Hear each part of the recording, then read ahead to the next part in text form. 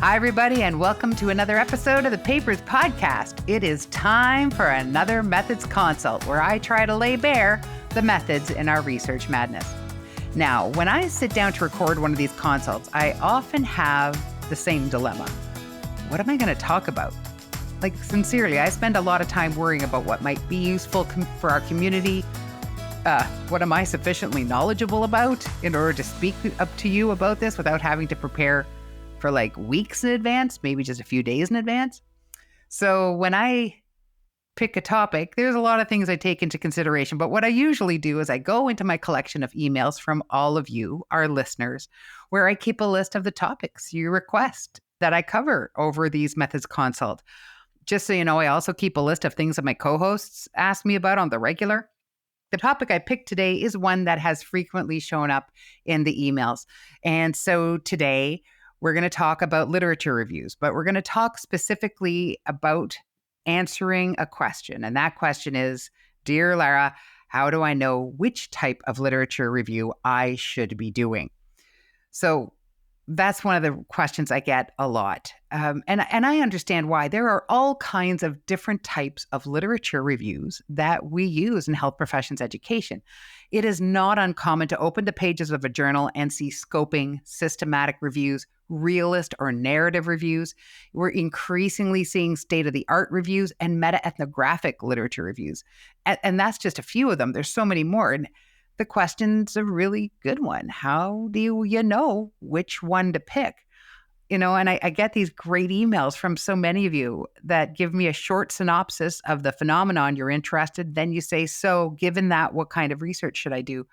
And I have a very unsatisfying response to those emails because I end up writing it depends. And I find that very frustrating to write. And I can't even imagine what it must be like to receive that. So today, what I'm going to try to do is talk about why it depends. What are the factors to consider? Now, before I get into this, I'm going to direct you to a collection of articles that really does hold so much of what you need to know. It covers 8 different kinds of literature reviews. I'm going to put the link in the show notes. You're going to go to the Journal of Graduate Medical Education, and at the top of the website, there's a little heading that says collections. You're going to click on that. And one of the collections that's listed is called JGME Literature Review Series. That is where you want to go. Like I said, I'll put the link in the show notes, and that'll take you right to where you need to be. Then you'll find a huge set of resources. So with that said, how do you pick between different kinds of literature reviews? First thing we have to talk about is expectations. Every literature review has built within it a set of expectations about the kind of knowledge you're going to be able to develop, about what will be considered rigorous and adequate and credible research from within those traditions. So before you do any literature review, the first thing is to figure out your expectations. How do you do that? Okay. Little thought experiment here. I'd like you to have a little imagination moment. Imagine a continuum. At one end of the continuum, we're going to put the word objectivist. And at the other end of the continuum, we're going to put the word subjectivist. Now, let's start at the objectivist end. This end of the lit review spectrum is familiar to many listeners because it's commonly employed in the natural sciences. It's the foundation for a lot of the knowledge we have in medicine. Objectivist research tries to generate unbiased knowledge about a phenomenon. They treat that phenomenon as an external thing we can look at, observe, measure. And the literature reviews that work in the objectivist space, they want to summarize the evidence available in the literature in an unbiased kind of way. Fine. Now let's swing over to the subjectivist end of the continuum.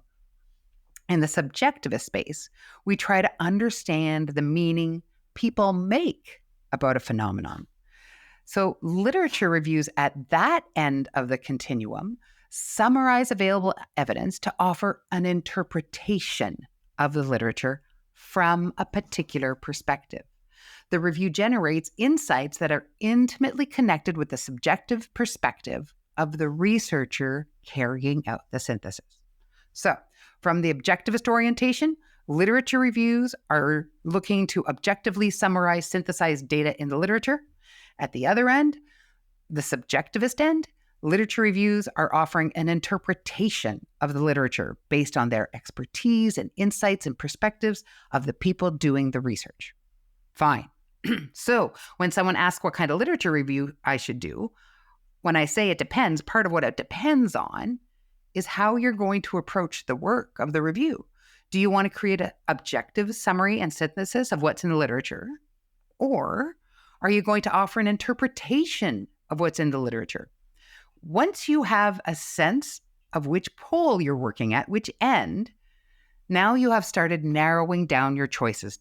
Quick word, it is a continuum. There are review methods that sit between, but for the purposes of this short synthesis today, I'm just going to focus on the two ends, okay? If you want to create an objectivist review, you're probably going to think systematic reviews. It's the canonical example of objectivist literature reviews. In contrast, if you're working from the subjectivist orientation, now you're looking at a whole family of narrative reviews. Narrative literature reviews, narrative reviews, that's an umbrella word under which sit many different kinds of literature reviews that take a subjectivist orientation. So now we're starting to get somewhere, right?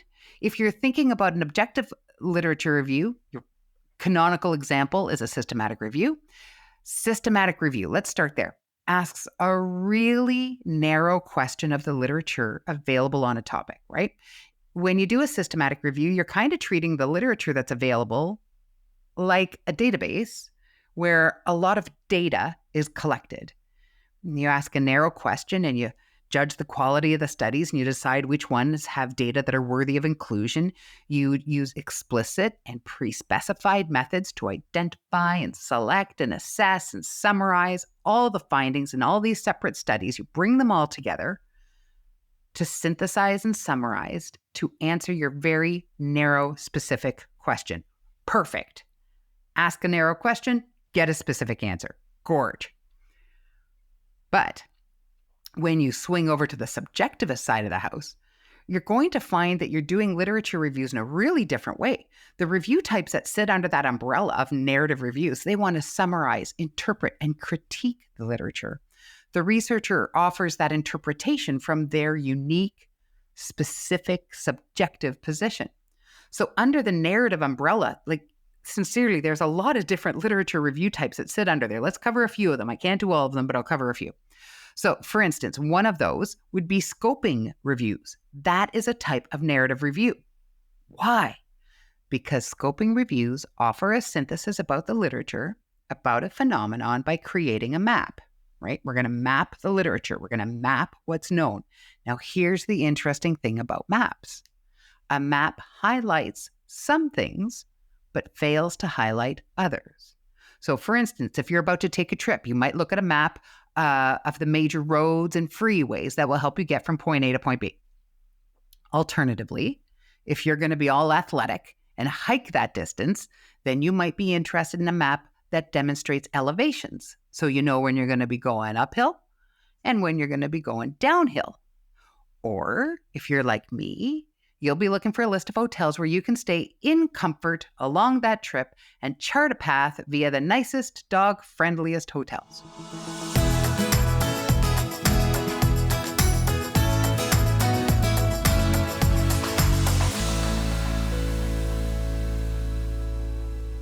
What I'm saying here is that when you're creating a map, each person will emphasize different things. It depends on who you are and what you care about.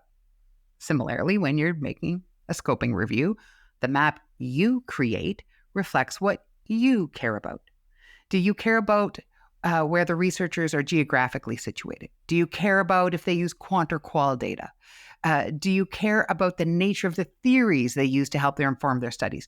There are as many different ways of mapping the literature as there are researchers. And that's why scoping reviews are a narrative type of literature review. Doing a scoping review means you're making a map, and that map reflects what you subjectively consider important enough to map. You'll create a map based on the things you think are important about the literature. Fine. Another kind of narrative review is the state-of-the-art literature review. A state-of-the-art literature review creates a summary of the literature across history, across a timeline. It essentially generates a three-part argument. Part 1 says, this is where we are. Part 2 says, this is how we got here. And part 3 says, this is where we should be going. This is a subjectivist review because the determinations of where we are and how we got here and where we're going, that's based on the researcher's interpretations.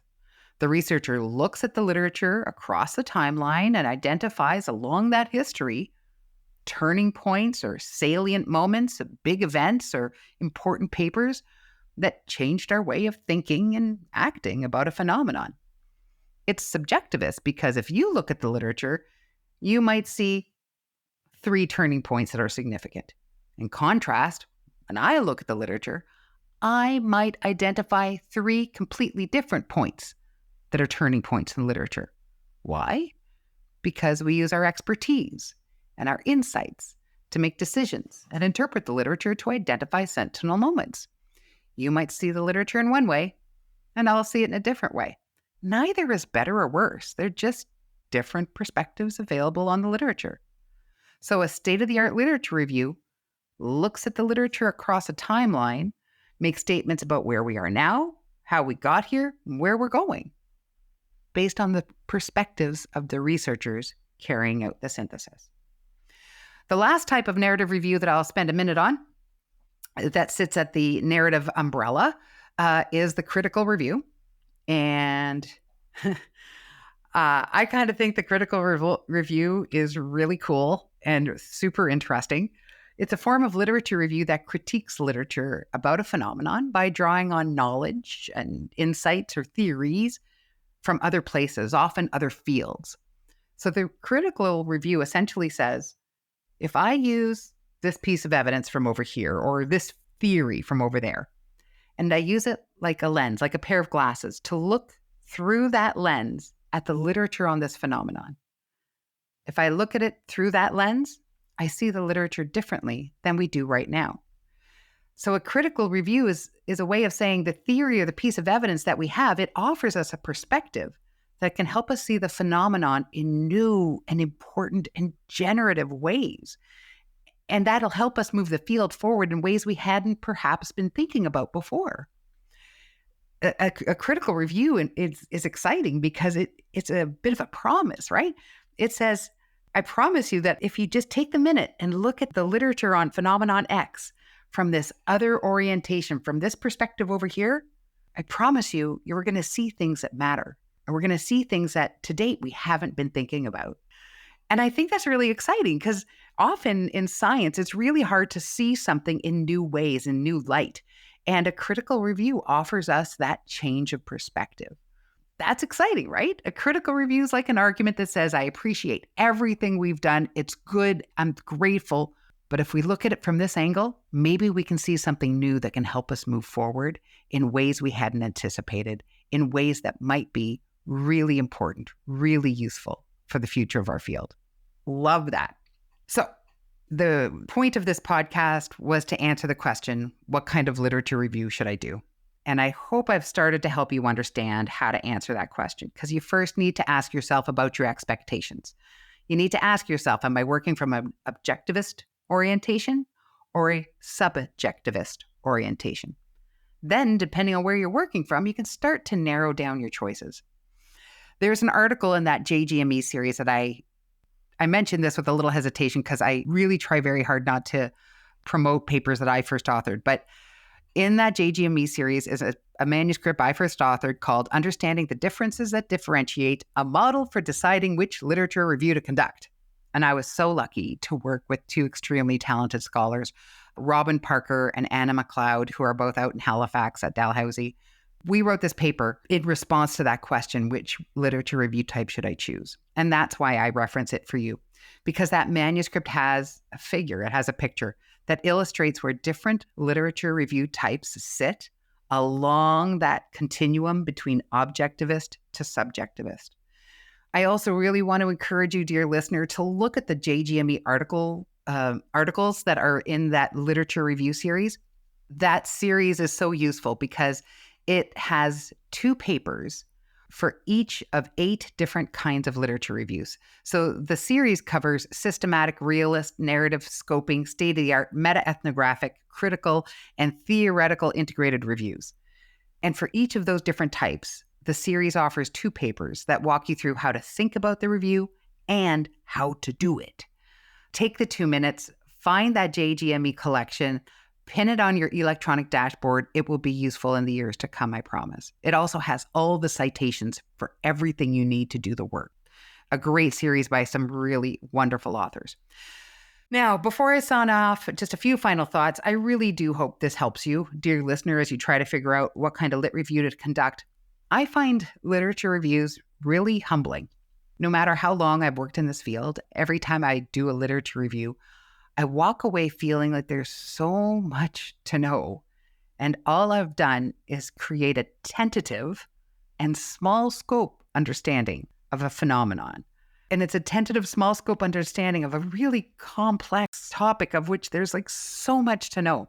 Truly, I think if you do a literature review well, you're probably walking away from that experience feeling the weight of just how much we don't know. Truly, I find it really humbling work. And that's both a blessing and a curse. The blessing is you've done all this reading and you have a great understanding of what's known and you have an appreciation for the breadth and depth of it all. On the other hand, you walk away knowing that beyond that breadth and depth, there is just so much more for us to think about and care about and study. It's humbling, but it's also exciting because that means there's always a next frontier. So friends, with that said, I hope this methods consult has been useful for you. Please write and let me know. Make comments, offer critiques. Truly, I believe feedback is the breakfast of champions. So tell me what you think so I can learn and do better. Because, like my back pain, I will be back with another methods consult, and I hope to pick a topic that you care about. So what's elusive for you? What are you struggling with to understand? What makes no sense?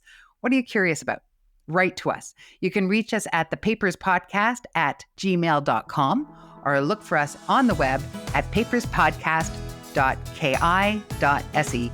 Until next time, friends, I hope you have a great rest of your day. May your educational adventures be nothing but fun and exciting. Until next time, I'll talk to you later. You've been listening to the Papers Podcast. We hope we made you just slightly smarter. The podcast is a production of the Unit for Teaching and Learning at the Karolinska Institutet. The executive producer today was my friend Teresa Sörö. The technical producer today was Samuel Lundberg. You can learn more about the Papers Podcast and contact us at www.thepaperspodcast.com. Thank you for listening, everybody, and thank you for all you do. Take care.